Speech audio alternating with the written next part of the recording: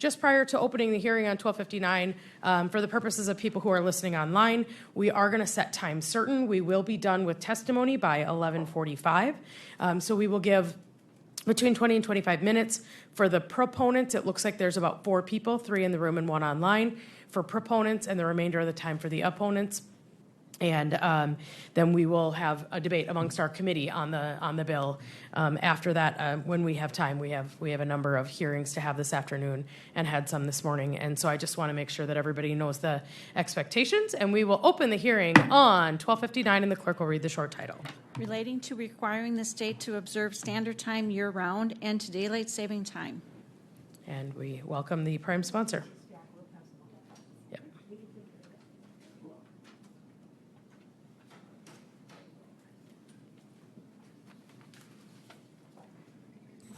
Go ahead. Madam Chair and members of the committee, for the record, Roger Maki, District 26.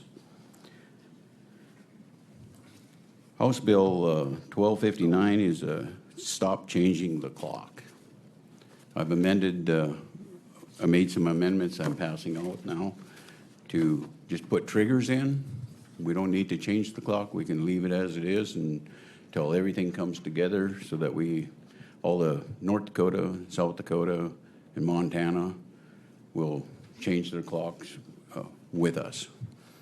And at the time that it would have to go to standard time according to the way the law is written with the federal government, and everybody changes to standard time, then we can change it to daylight savings times if we want. But just my intent is to change the clock to standard time or daylight savings time, but quit changing it. Just leave it alone. It's been a struggle for my whole life. I have a difficult time when the clock is changed. It's messed my body up seriously for all the years I was working shift work. It would take me several weeks to get adjusted to the clock. I had a very rough time staying awake right after the change of the clock. This affected my sleep life so much that when I got my own trucking company, I bought sleepers for all the trucks. I did this because I didn't want anybody falling asleep driving sleepy on the road. I thought it was better for drivers to take a nap than get in a wreck. I made amendments to the bill so that it will coincide with the other states because the federal laws that we can't change to daylight savings time and leave it there. We have to change it only to standard time to start with. Then when the federal laws change the rules, we can all go to daylight savings time.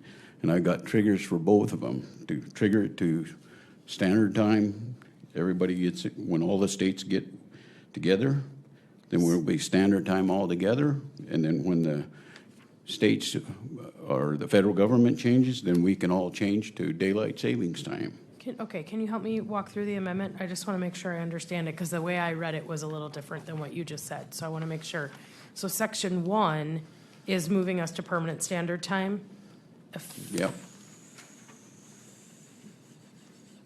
And that becomes if that becomes effective. Okay, I'm very confused. The contingent effective dates are a little confusing. So help me understand. This bill passes, gets signed into law in this format. What happens? When it becomes law that all the states join us, that's the trigger. So where is that? The wording might not be there. So that's section 4, which is sections 1 and 3 of this act become effective 30 days after the Attorney General certifies that the two Legislative Council that Minnesota, Montana, and South Dakota have ceased observance of daylight savings times and are observing standard time year-round. And then sections 2 and 3 become effective if Congress allows and the 3 states do it.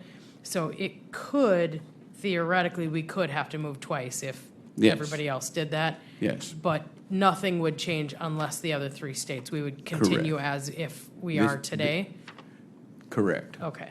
That's thankful. I just wanted to make sure that I was listening correctly. That's correct. We would just take and leave it everything as it is, but these are just triggers when all the other states get on board. Then we don't have any issues with anybody for Fargo, Moorhead, and we don't have any issues for North Dakota, South Dakota, school kids going to school in South Dakota and living in North Dakota, and same thing for Montana, North Dakota line there. So please vote yes and put these triggers in. When other states change, we change with them. Passing this bill will just be putting triggers in. When the other states go with us, we will be on standard time first, then federal law would allow us to change to daylight savings time. We all could go to daylight savings time. I think this would serve mankind very well. Please vote on this bill.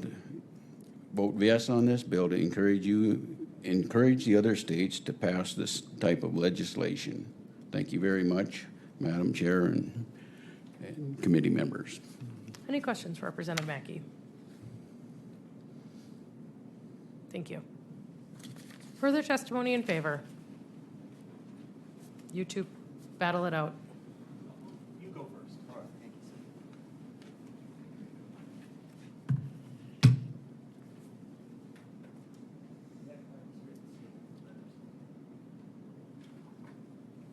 Go ahead. Thank you, Madam Chair, members of the committee. My name is JP. My last name is spelled P-E-A. I'm the president of the nonprofit Safe Standard Time.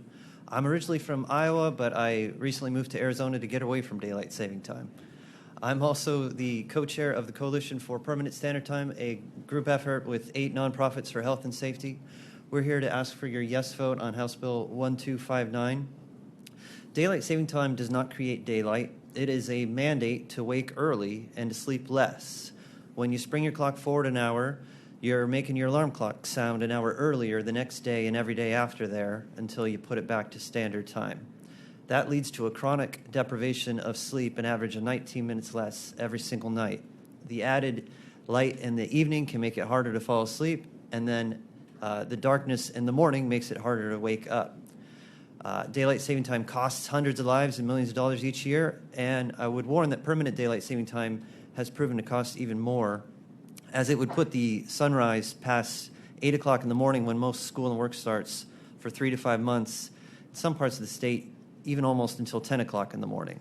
North Dakota fought and won a repeal of permanent daylight saving time in 1974, and that's why it is currently federally prohibited. Daylight saving time does not increase exercise. It does not make the day longer. Nature does those things by bringing summer every year. Standard time is the natural clock set to the sun, where 12 p.m. is high noon. It's what my grandfather, a farmer, taught me to tell the time from the sun in the sky.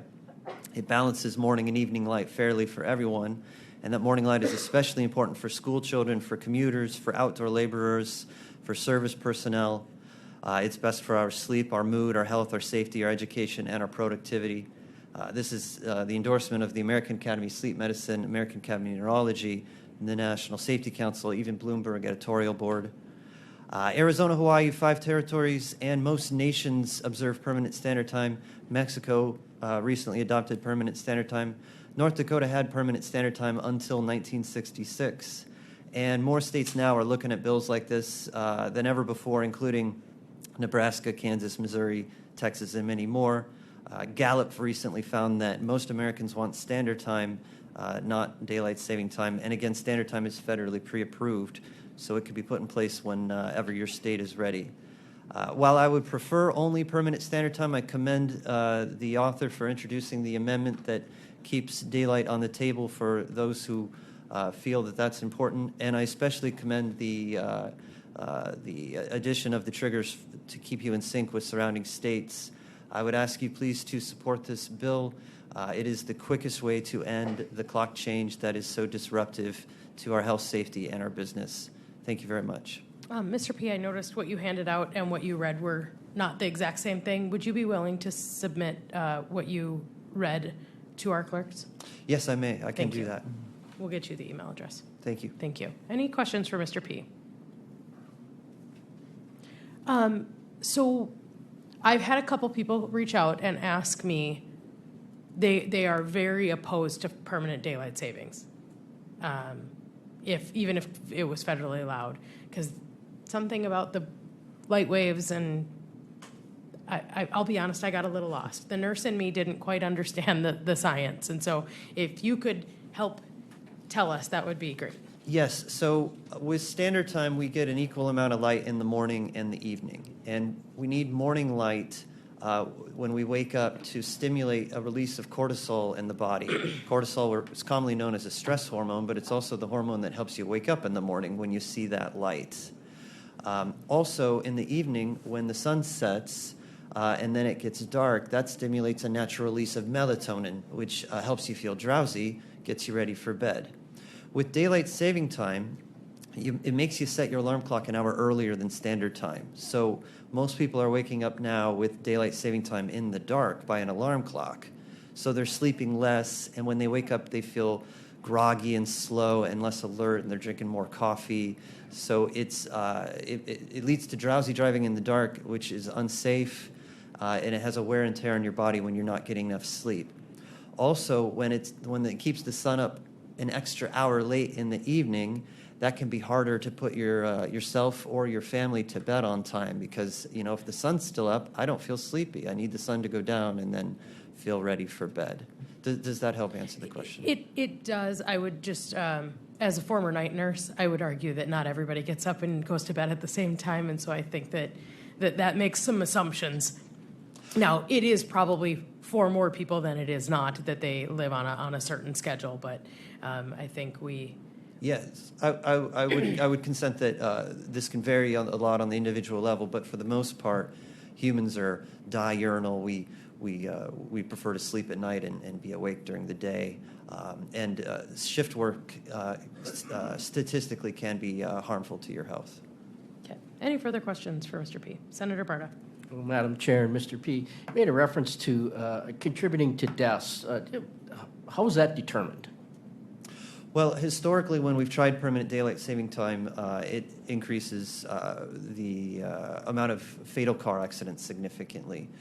We can also look at experiments of on the eastern edge of a time zone versus the western edge of the time zone, you're going to have a difference in the sun time by an hour or more.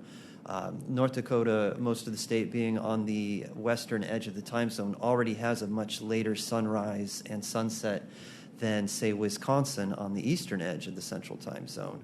And so when we look at North Dakota versus Wisconsin or South Dakota versus Illinois and onward up and down the north and the south, on the western edges, we have significantly higher rates of fatal car accidents, disease, absenteeism, and lower productivity and lower wages and lower school grades.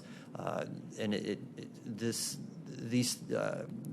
variances across East and West affect all sectors of the economy. So it really is attributable to the fact that it is a misalignment from the honest sundial time. Senator Lee.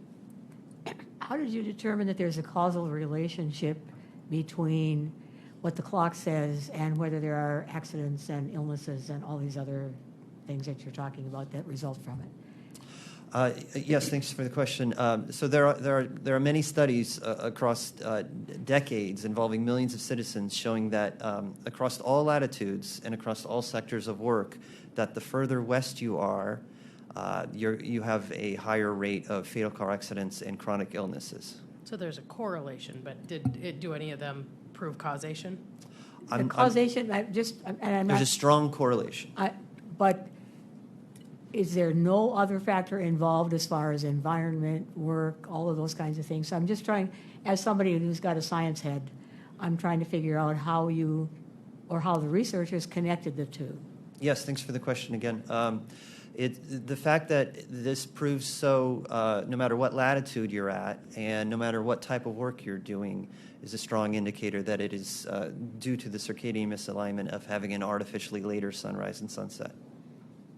Any further questions for Mr. P? Thank you. Thank you. Mr. Varvel.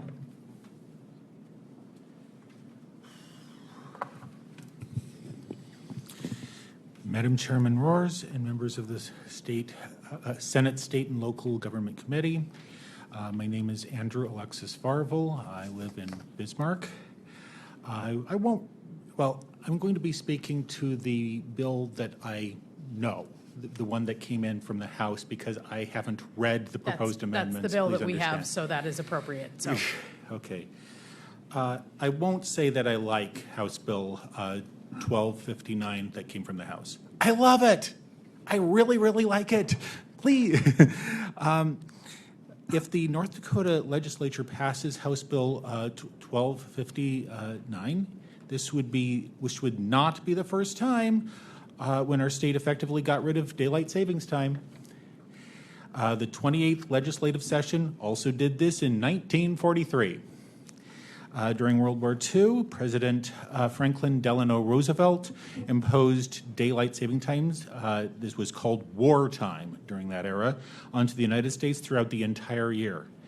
Included in this yellow page testimony is a copy of House Bill 220 from 1943. As of April 1st, 1943, the legislature put North Dakota on a mountain wartime for the duration of the war, after which we then switched back to Central Standard Time.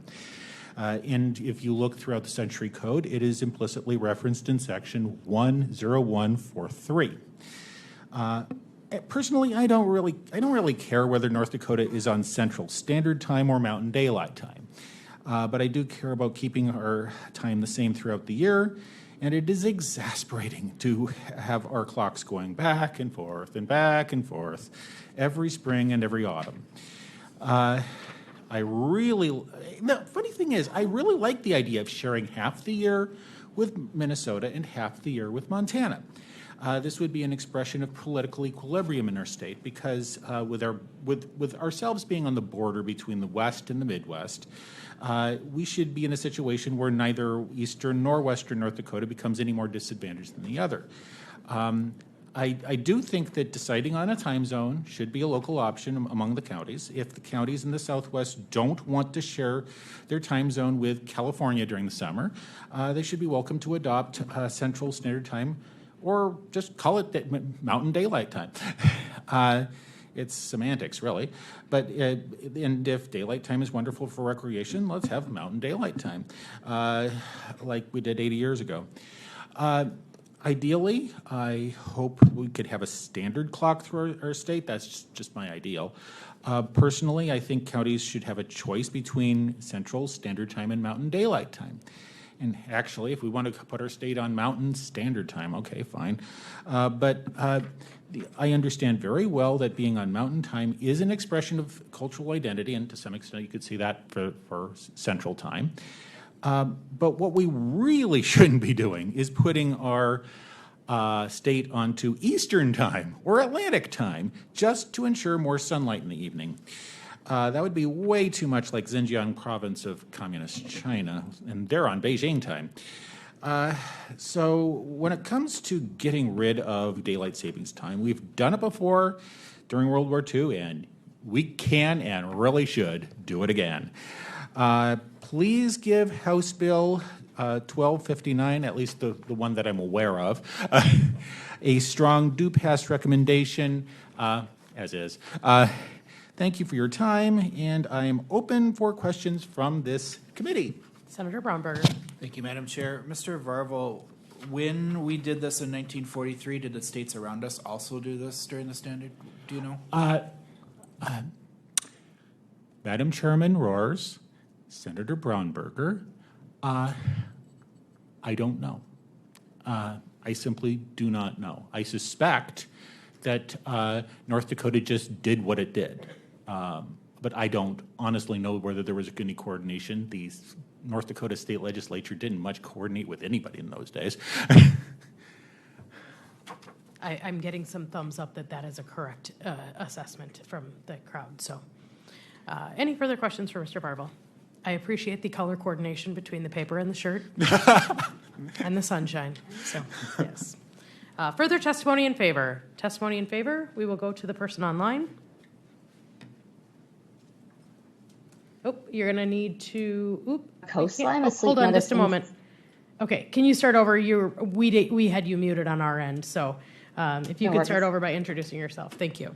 Of course. Thank you, everyone. I appreciate the time and you allowing me to speak with you today. My name is Seema Khosla. I'm a sleep medicine physician. I have a practice in Fargo, North Dakota. I also serve as a spokesperson for the American Academy of Sleep Medicine and am the past president of the Dakota Sleep Society. I stand with Mr. P, who described this very eloquently.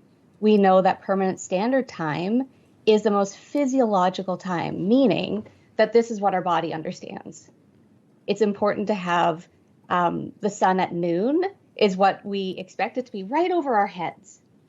And so I think all of the points that were brought up this morning are very important. I don't think there's much argument that people hate the change. We all hate to switch. But I do think that we need to take the time to really consider why standard time is more important, is better. Across our country, we have done a really good job with delaying school start times for high schoolers and middle schoolers. If we enact permanent daylight time, we are asking everyone to get up an hour earlier, and basically we will undo all of this really important work that we've done for our children. I certainly understand the financial drive for people to have daylight in the evening, but I'm hoping that we can prioritize the health of our communities over this financial benefit. Anything further for us?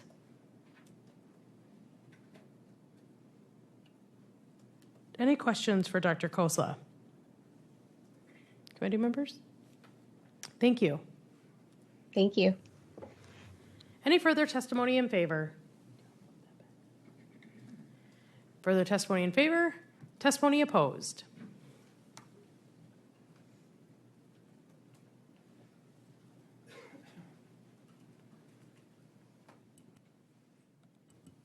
Madam Chair, members of the committee, I'm Arik Spencer, President and CEO of the Greater North Dakota Chamber.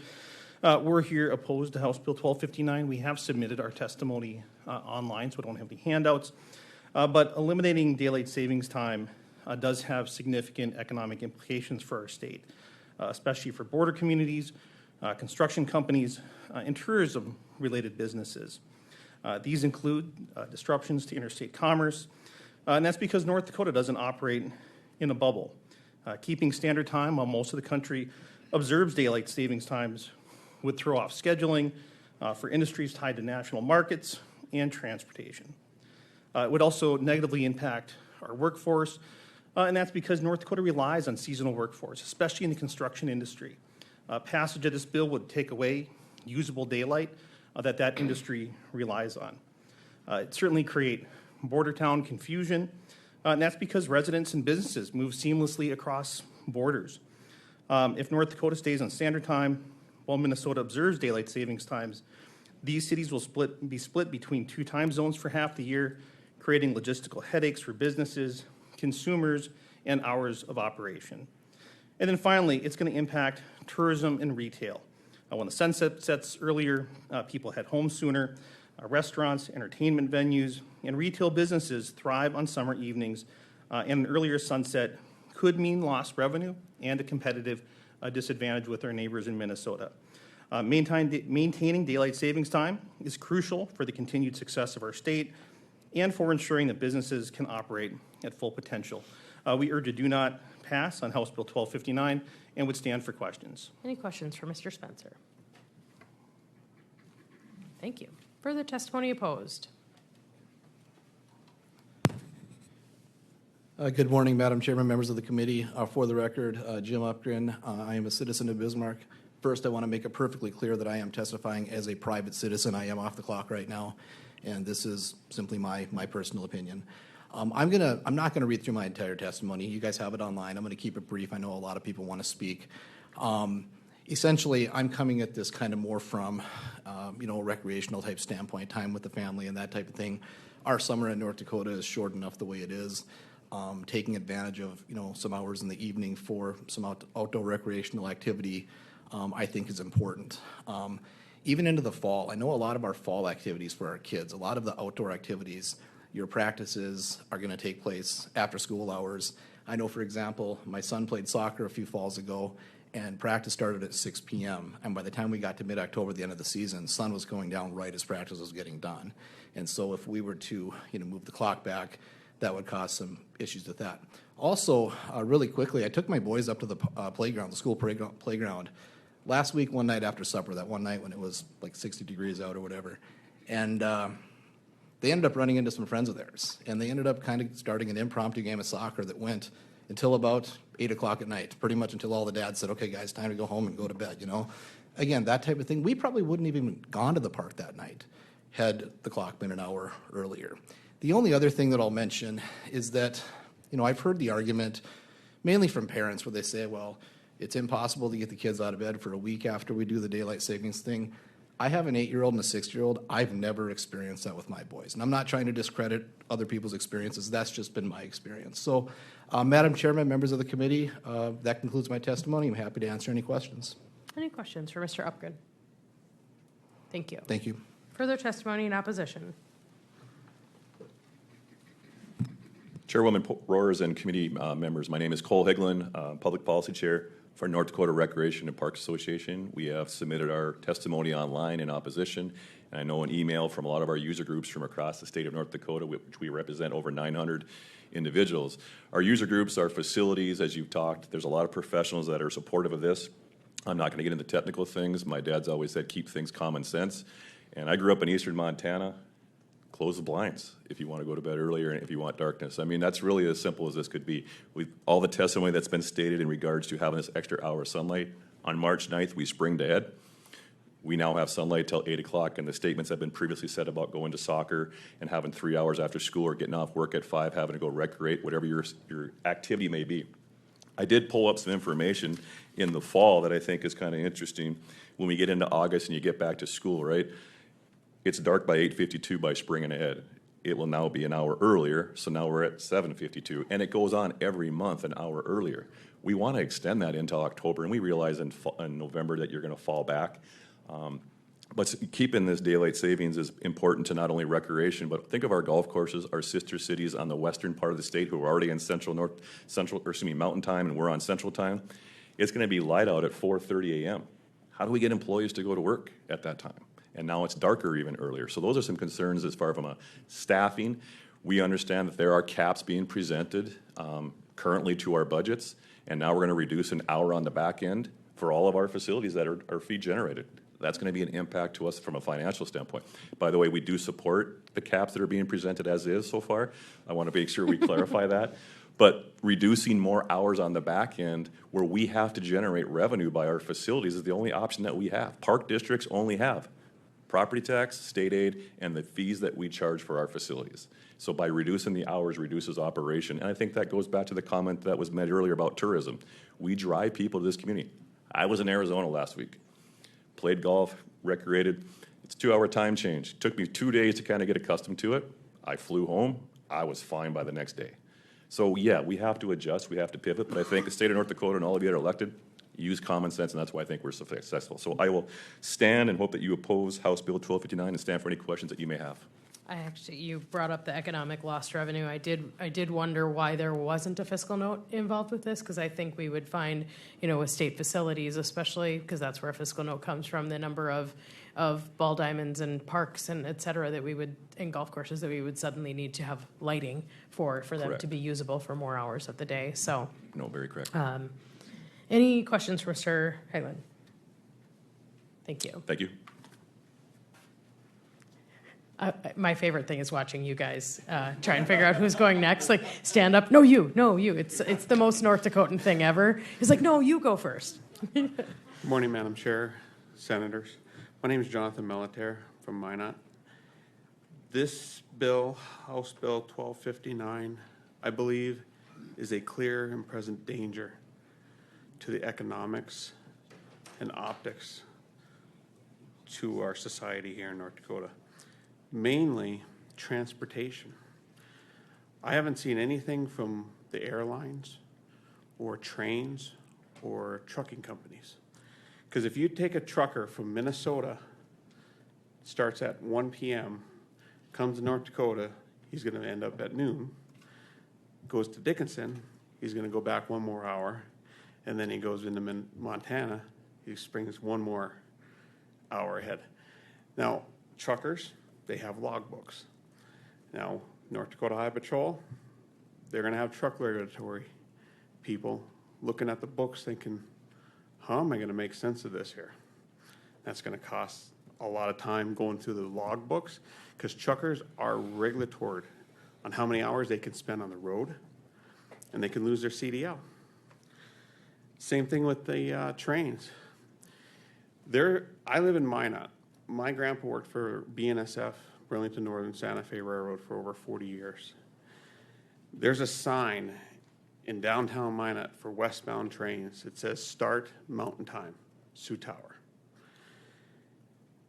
For months of March through November, Montana is going to be our time in Minot. So what's going to happen with the railroad? Because their railroads are very strict when it comes to time. Because the dispatcher is actually down in Fort Worth, Texas. They don't know much about North Dakota, but they need to know when they cross that threshold at Sioux Tower, we're in mountain time now.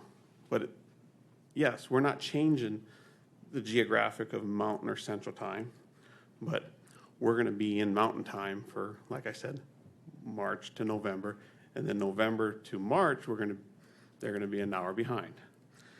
Same thing with the airlines. They have a schedule to keep in order for all of us to make our connection in Minneapolis or Denver. And now probably Chicago. It looks like Bismarck. Some Atlanta out of Fargo too now. So they got to coordinate, with their crews that we got to get our planes to the major hubs in order for us to get to our connection. And they normally give us like about an hour.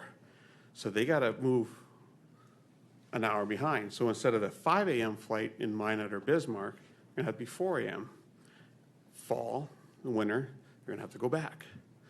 So and then one more thing, actually 2 more things. Recreation. I love it. You work during the day, you want to go golf, go to the lake. It's going to be kind of tough, when it comes in August, when the sun sets close to 7 o'clock.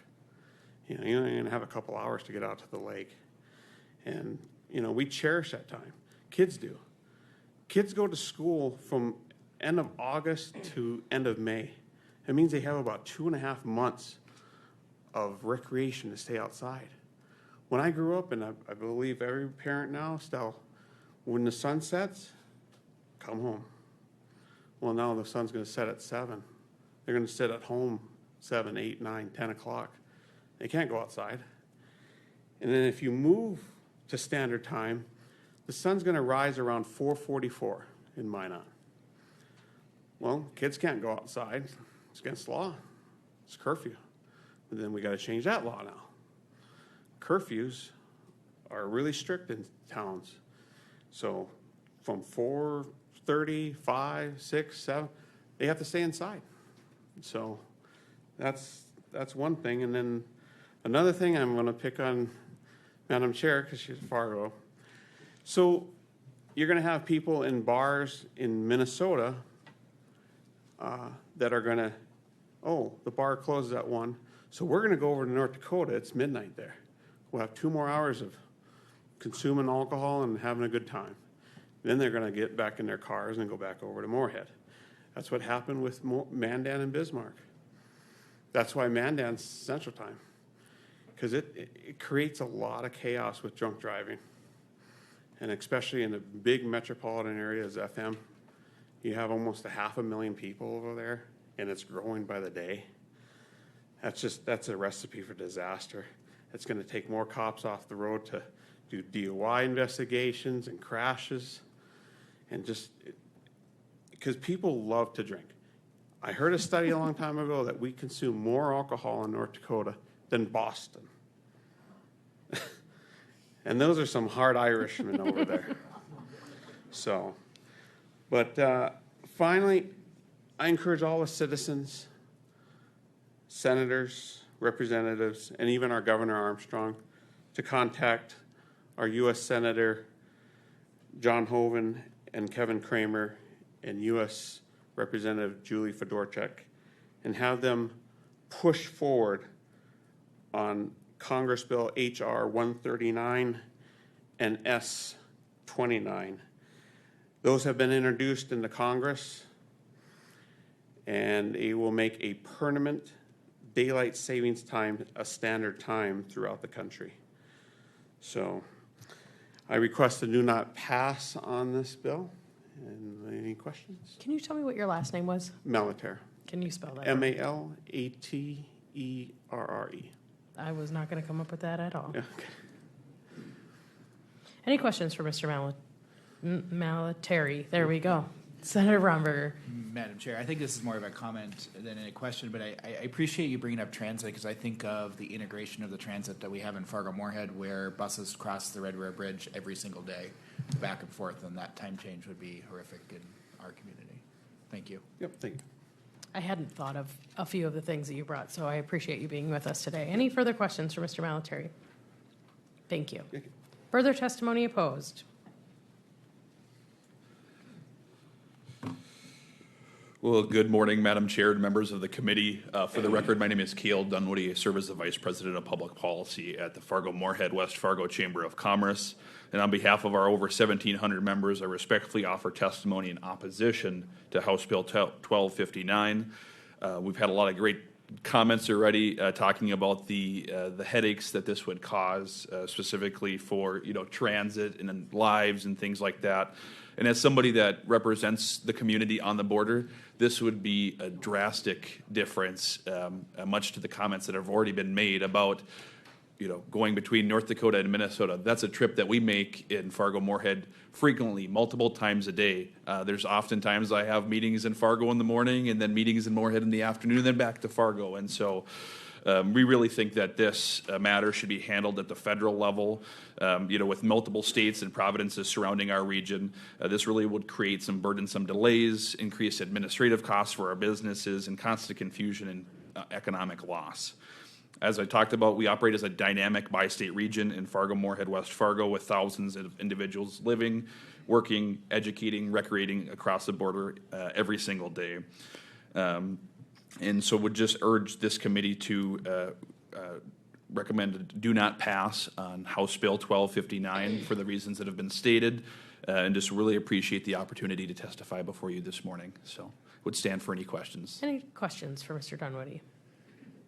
I don't have a question, Madam Chair, but I was reading your testimony. I think it would be important for all of us to take a peek at the written testimony because you represent more than one chamber also in this coalition.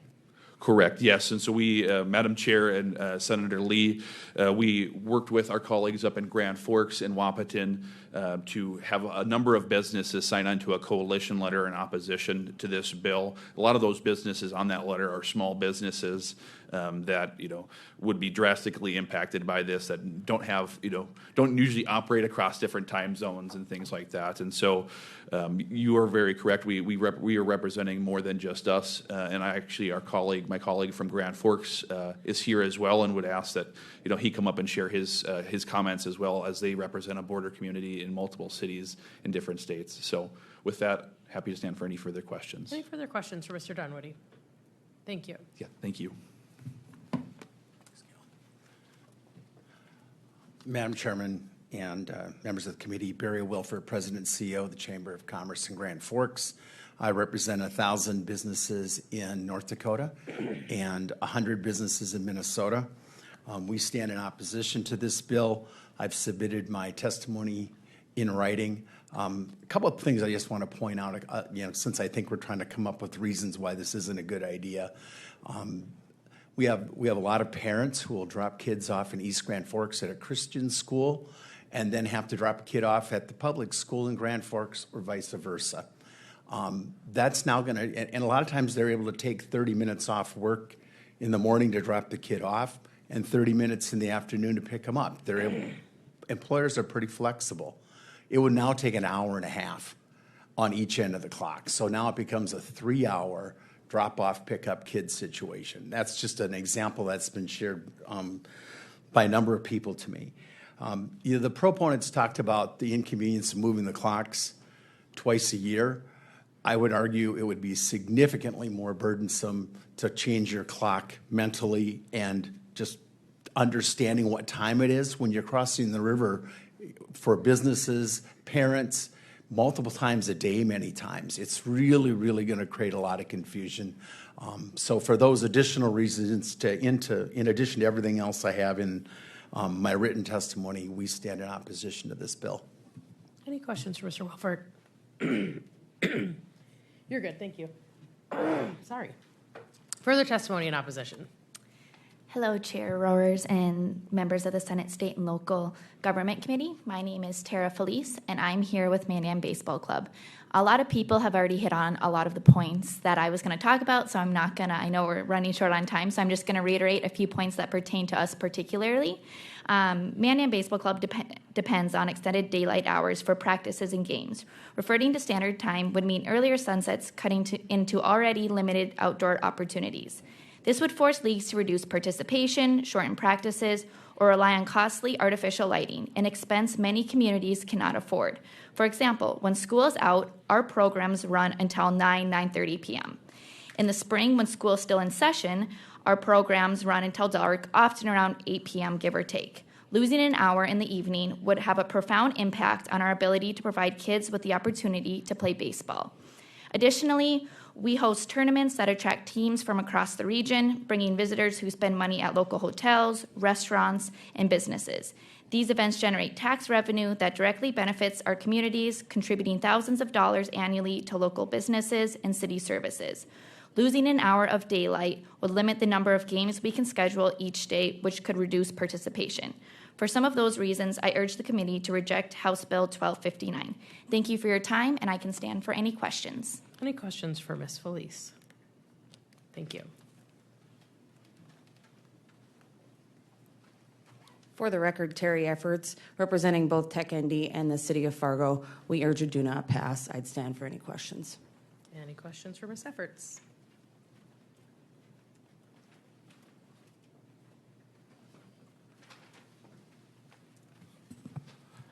Chair Roers, members of the committee, my name is Russ Hanson with the Associated General Contractors of North Dakota. We're the commercial contracting association that builds and maintains the critical infrastructure, commercial infrastructure of all kinds. So our folks are the folks that slow you down in the work zone and have the orange cones.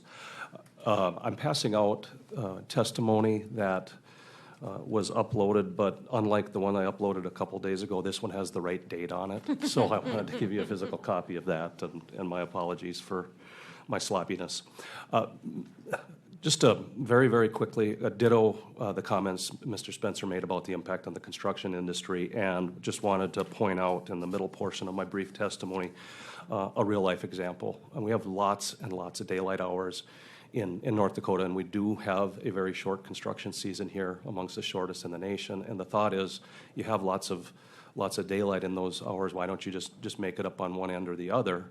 Well, with limiting daylight savings time, the point is that our two largest communities have local ordinances that do not allow construction before 7 a.m. So it's literally impossible to make up that time by adjusting and doing that. And the city would be faced with, if they wanted to make the change of that ordinance, they'd probably have some upset citizens, and I don't think they would be willing to do that, nor should they. Would request to do not pass, and would address any questions, and thank you for your time. Any questions for Mr. Hanson? When I got an email from one of your members, that was another one, kind of like the transit, where I kind of had an aha moment where I hadn't thought about the local ordinances. So Yeah. Thank you for bringing that to our attention. Yep. Further testimony in opposition. Morning, Madam Chairman, members of the committee. For the record, Rick Clayburgh, President and CEO of the North Dakota Bankers Association. Our legislative committee unanimously asks that I come and testify on behalf of the North Dakota Bankers in opposition to House Bill 1259. And if you just think about it, I think all of the testimony you've had to point really addresses our concern. But if you're dealing in the financial service arena and individuals are trying to get their money, trying to close on homes, you're dealing with a situation specifically in the valley between Minnesota and North Dakota when you're going to be dealing with lobby hour changes and closing on real estate transactions that can cause some confusion and heartache for customers of our financial institutions. For that reason, we ask for a do not pass, and we do believe this is a federal issue, and so I don't even know if triggers would fix this bill. Thank you, Madam Chairman. Any questions for Mr. Clayburgh? Thank you. Further testimony opposed? Good morning, Chair Roers and members of the committee. My name is Laura Lacher. I'm with the Economic Development Association of North Dakota, and I would just echo the comments of Mr. Spencer and Mr. Dunwoody that this would have significant impacts to economic development in North Dakota, so I will stand for any questions. Any questions for Ms. Lacher? Thank you so much. Thank you. Further testimony opposed?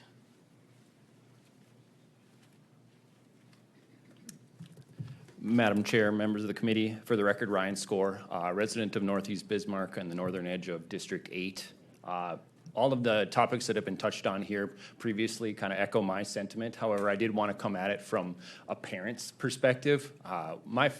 Member of a family of a two-income household where both parents work until at least 5 p.m. every day, all throughout the year, with 2 school-age kids that spend a lot of time outside.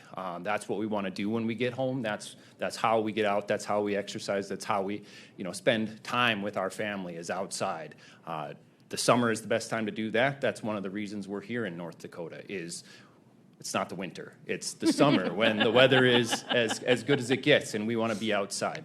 That evening sunlight is not something that can be recouped by getting it in the morning. That 4:49 a.m. is not going to work for my family to get outside and exercise and do that. That's the 7, 8, 9 p.m. at night is when we're going to want to be out there. So I also, I know there was an amendment proposed. I would strongly oppose that as well. That's just pushing it down the road. I think daylight savings time is where we need to be, especially in the summer months here in North Dakota. So I would respectfully urge a do not pass recommendation, and I would stand for any questions. Any questions for Mr. Skor? Thank you. Thank you. Further testimony in opposition? Testimony in opposition? Testimony in opposition. We will close the hearing on House Bill 1259.